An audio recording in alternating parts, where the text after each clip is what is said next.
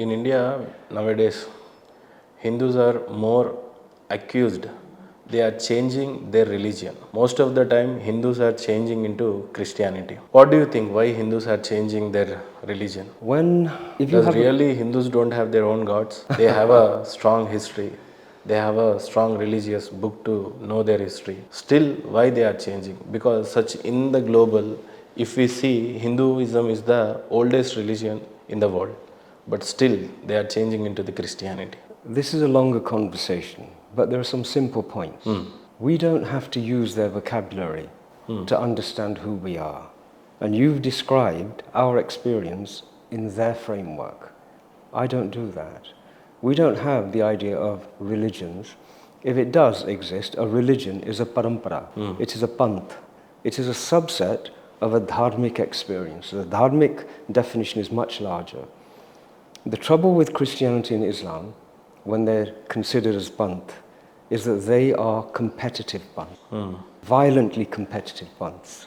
Whereas within our tradition, we have so many paramparas, and none of them are violently competitive. You can happily be a Hanuman Bhagat, and you will happily engage in pleasant existence with a Vaishnavite or a Shaivite. It doesn't matter.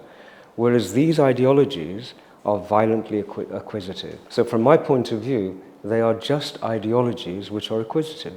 There is no evidence that they have a superior vision. Yes. The second problem is that in our view, everybody is born dharmic. The Brahmand is an expression of dharma. And so everything that manifests is part of the dharmic design. Yes. Every child is born dharmic, which is why you have to be initiated out of the dharmic family into something smaller. Yes. And in doing so, you diminish yourself and you become part of a divide and conflict formula. And this is nothing to do with divinity. This is nothing to do with Paramatma.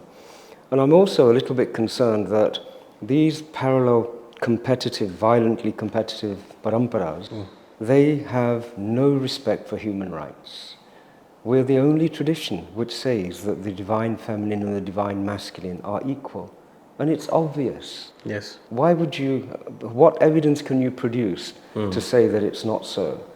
The only way you can do this is to impose it through violence, which is why apostasy was a part of Christianity, and it still is to some degree. And apostasy is a fundamental part of the Islamist tradition. Wherever violence is present, we know that that has nothing to do with dharma. We say ahimsa paramo dharma, and the state of violence is actually against dharma. It is adharma. And if we use our vocabulary, then you start to see all of this religious mumbo-jumbo in a slightly different way. What do you think? Is Bharat going to be a massive power of a Hindu country?